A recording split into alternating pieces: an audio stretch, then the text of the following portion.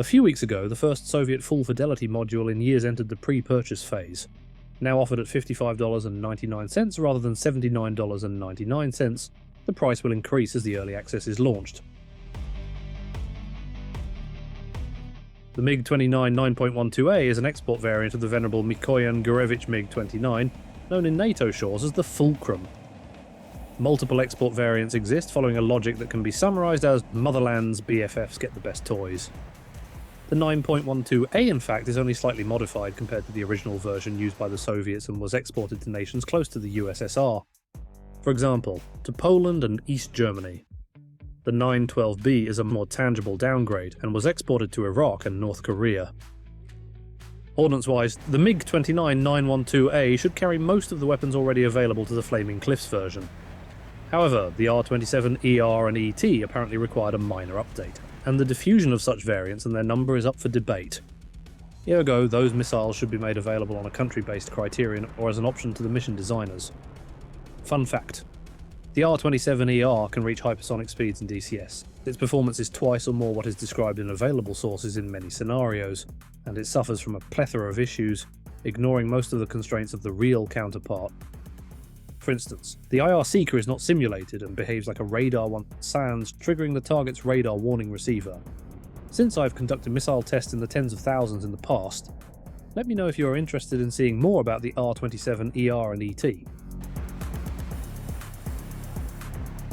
So, with the imminent launch of early access, I pondered whether I should get it.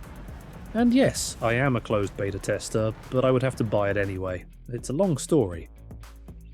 Over the years I've bought several modules and opened them only once or twice, and just for tests and comparisons.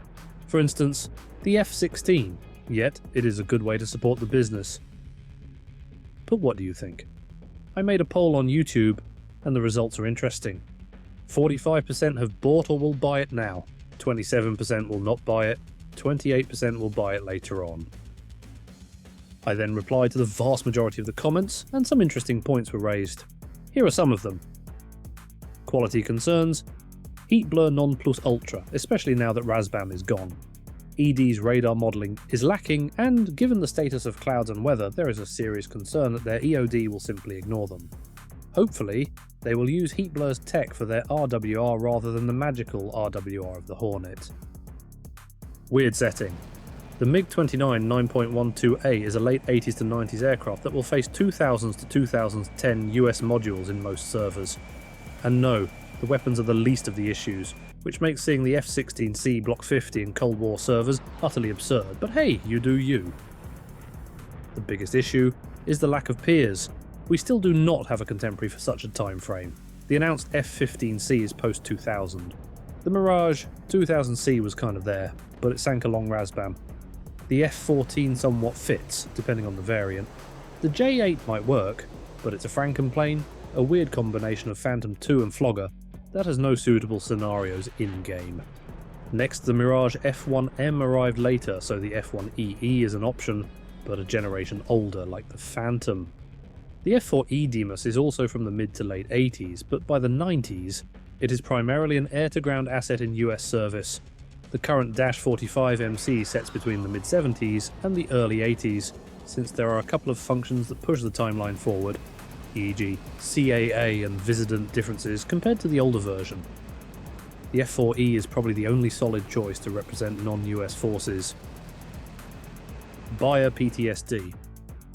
Although I bought the F-16 on day one of the early access just to support ED, I opened it only months or years later. I've been told, however, that its status at launch was beyond abysmal. This experience still haunts players. Lack of deadlines and standards. This point affects pretty much every dev team.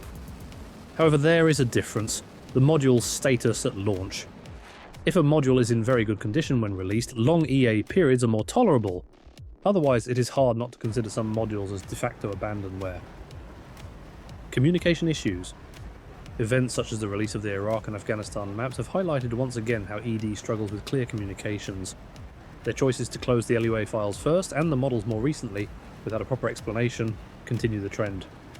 Now and then, we also see some quite odd takes, like the 7,000 hours it took to make the remastered F5E, which is mostly the same as before. If not, they clearly should have spent more time showing customers the neat innovations they added in all those hours. The following video should help you quantify the concrete meaning of 7,000 hours of work.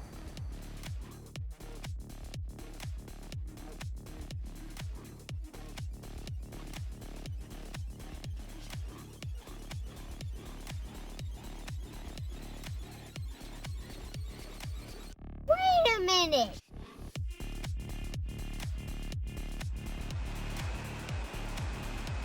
Personally, I see two major issues.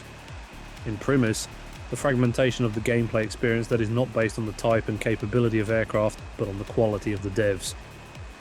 Lack of standardization.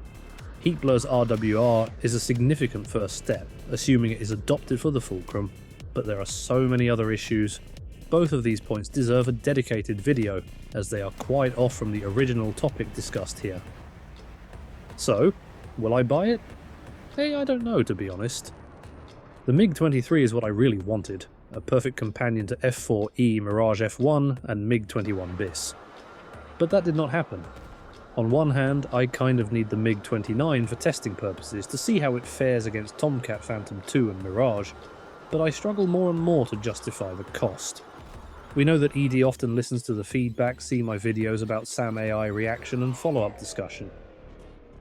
Perhaps all it would take is a more open approach, better communication between the dev team and their community managers, to have players more informed on what's going on under the hood. Players do not mind waiting too much as long as they know a particular feature is coming and it is actively being worked on. The lack of communication and clarity is what kills the enthusiasm in the project in the long term. Some steps are being taken. I wonder whether this is not enough. What do you think? Thanks for watching and take care.